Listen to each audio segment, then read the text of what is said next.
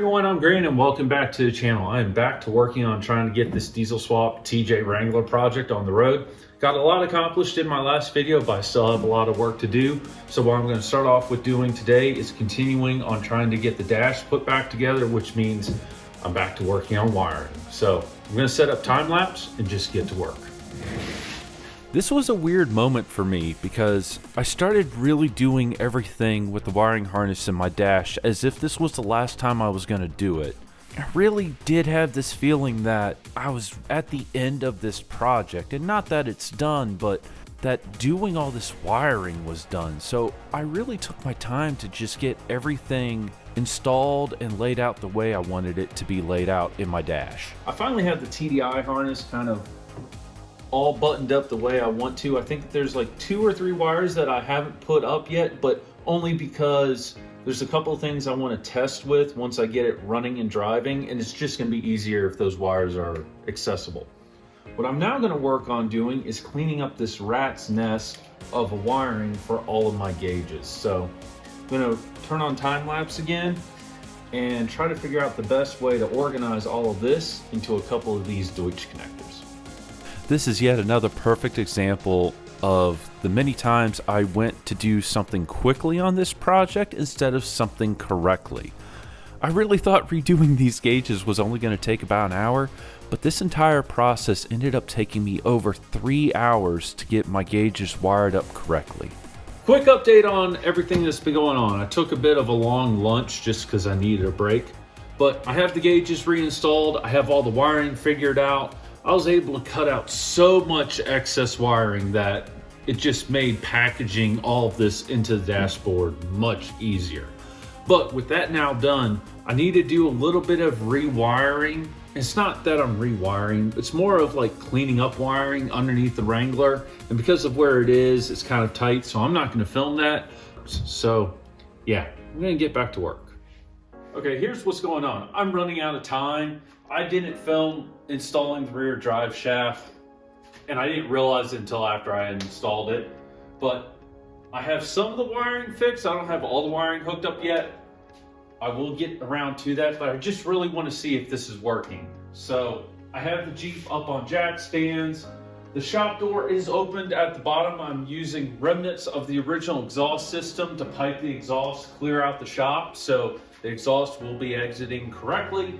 I just want to see if the brakes work and I can get the transmission into reverse and drive, and I want to see what it's going to do. So yeah, fire in the hole.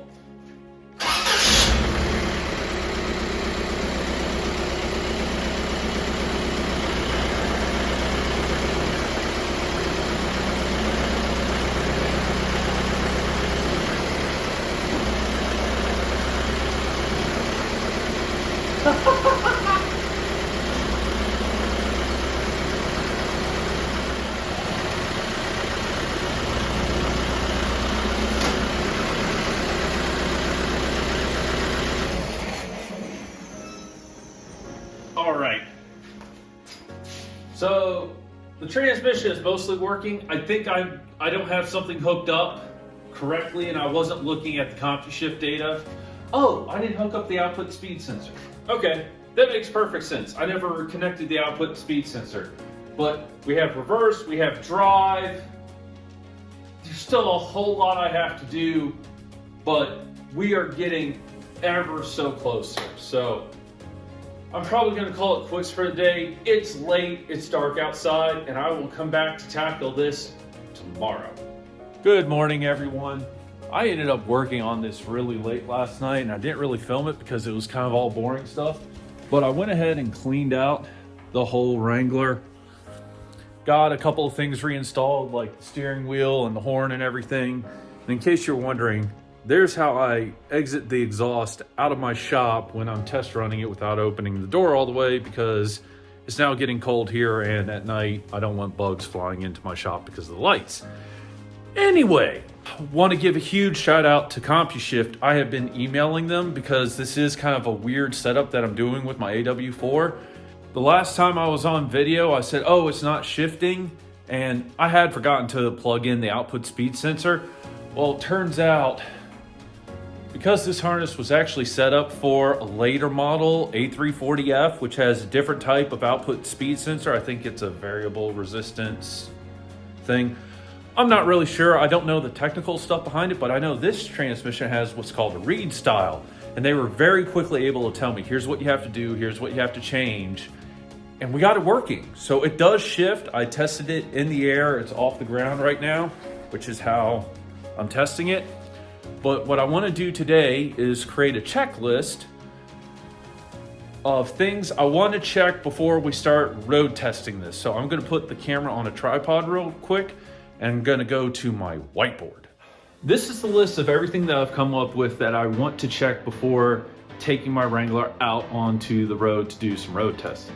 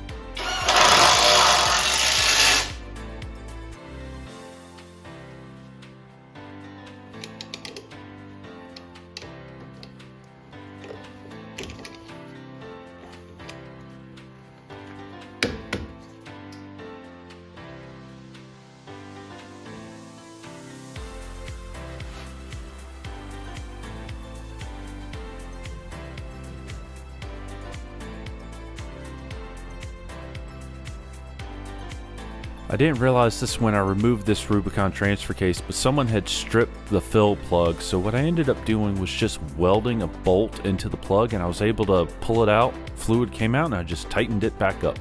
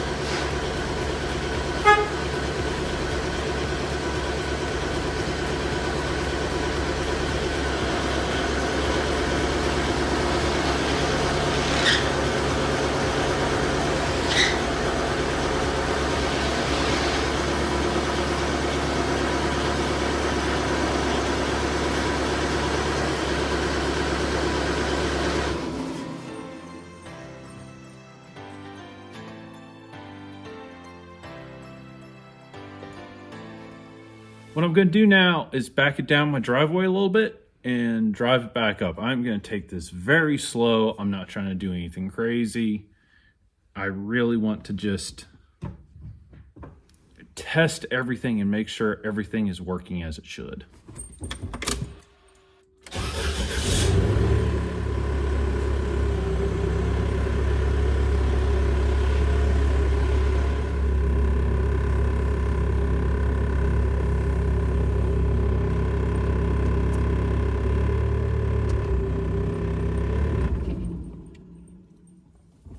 Okay, that was interesting. It just died on me. Not sure what's going on.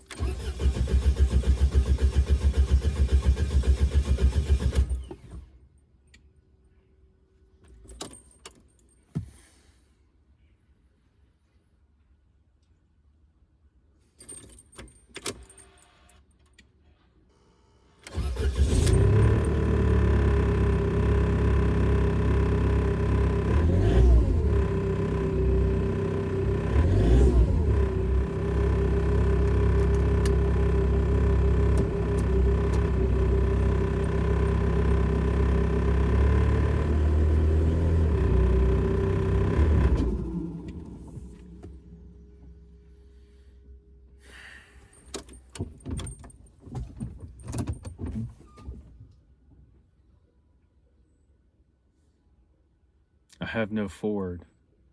Okay, I gotta stop recording because I need to see what the CompuShift is doing, and it's also on my phone, which I'm using to record, so I will report back. I figured out what was going on. So the transmission output speed sensor, I had to rewire it because the A340F has a different style of output speed sensor than the AW4, and I didn't use one of the lines that came on the wiring harness, and I think it was, well, it doesn't matter, there's a high line and low line. Well, I just unplugged it out of the connector to the thing. It was grounding to the transmission, that connector, and giving like 15,000 RPM reading at idle. So I think what was happening was when I tried going forward, it saw a ton of RPM at the output speed sensor and was trying to go into fourth gear, stalling my Jeep. So I'm going to move the camera, actually going to put it on a tripod, and see if we can't drive this forward and up my driveway.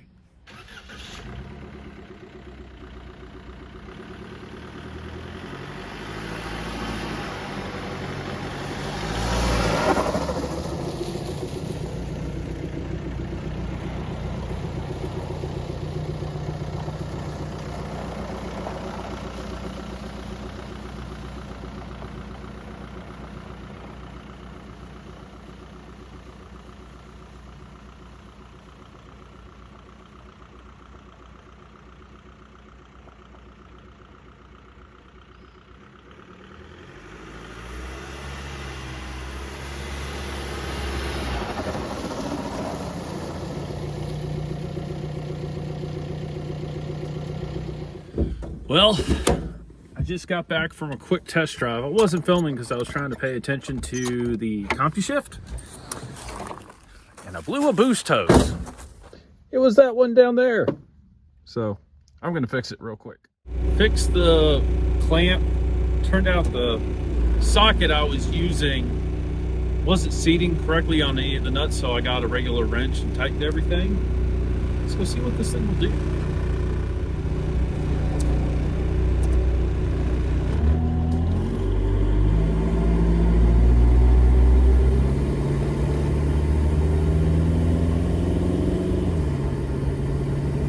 It's the smoothest shit.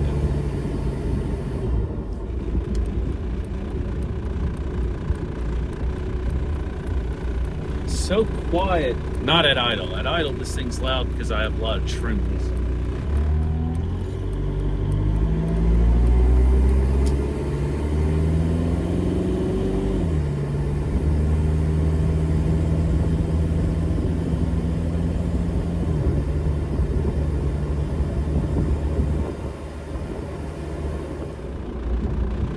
Like my coolant's staying right around 180.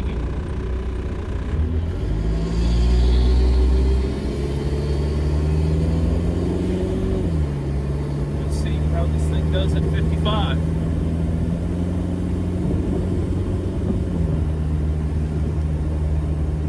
I just want to say, I haven't touched the tune yet for the transmission. 50.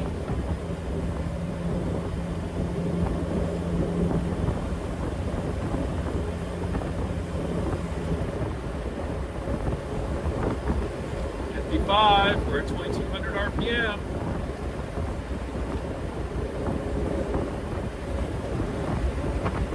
EGTs look good, boost looks good. Temp is holding at like 179.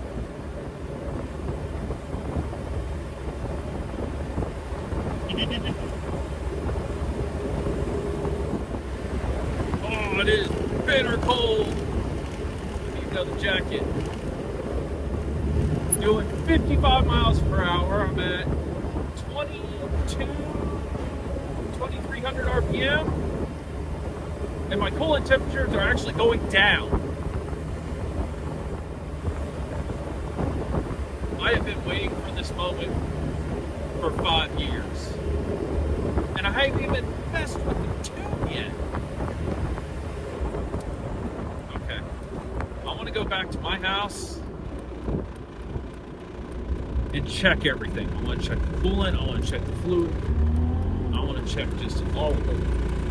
I can give this just a little go.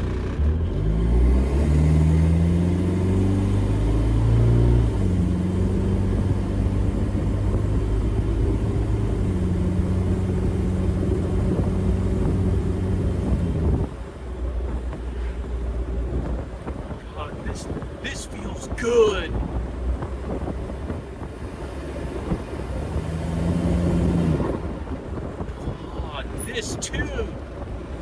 Okay, multiple tubes. The transmission tube right now, I need to adjust it, but it's like 90% perfect.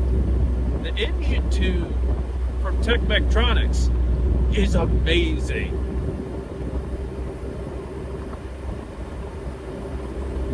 I mean, everything's staying within temp.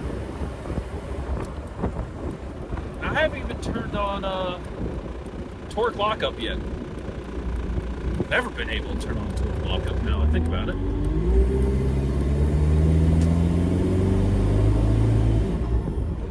Oh, so good.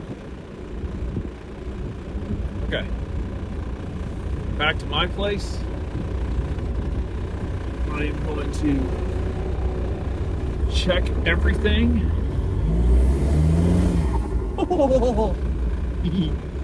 Okay. I'm going to check everything. See how everything's looking. I'll report back. I'm actually working on flushing the cooling system with the hose. I figured out I can hook it up to different areas, and I've completely pulled out the drain plug, which is right here, which I'm actually going to put inside just so I don't lose it. And I'm going to try flushing the entire cooling system for a while, then we'll take it out for another test drive and see what happens.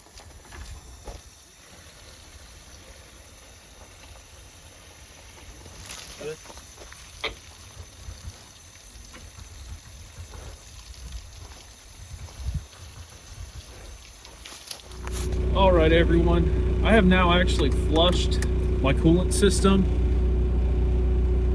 twice. And every time I do, when I go out and run it, it runs better. I also wonder if what was in my coolant was just part of the crap that was in my heater core that kind of got stuck when I had a deadhead.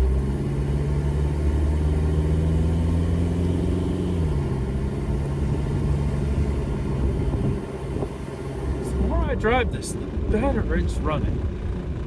Which I know sounds odd, but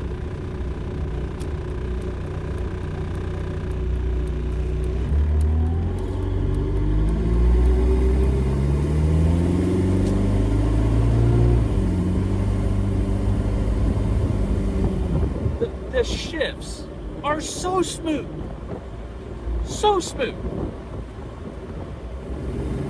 The other weird thing I've noticed is now that I've kind of flushed the coolant system a couple of times, it is warmer even though I'm more bundled up.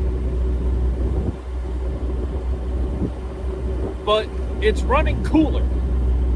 So before it was around 181, 182. And after I did the flush, now it sits at like 175. Not a huge difference, but you know, the other thing I've noticed is it's not gunking up in the overflow tank, which is nice.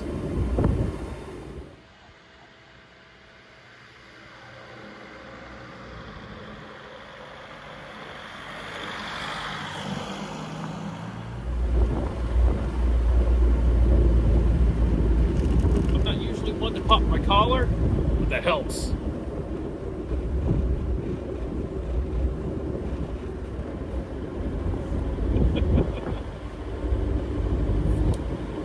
It's been over 5 years since I started this build.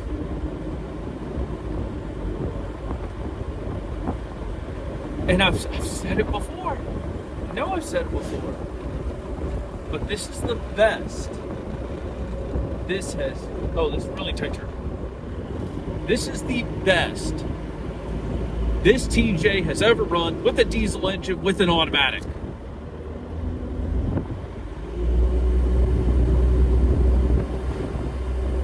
And I love it. All right, everyone, that's all I have for this video. It's running, it's driving, it goes 55 miles per hour and it stays in the gear that I tell it to. And I just cannot tell you how much of a relief this is. I have now been working on this over 5 years. I started this in October of 2018, and this is the first time since I put a diesel engine in this Wrangler in any of the configurations, which this is configuration 4 or 5, where it actually feels like this is it. Now, I have a lot of stuff I have to fix. I've got a transmission leak, and there are a lot of things I have to tidy up and finish. But it runs, it drives, and it moves under its own power. And I could not be happier. And I have to give a huge shout out to CompuShift for this. They make an amazing product. That CompuShift controller is like magic because everything it needs to operate that transmission is over CAN bus with 2 wires. That's it. It's incredible. But anyway, thank you so much for watching, and I'll see you again sometime soon. Goodbye.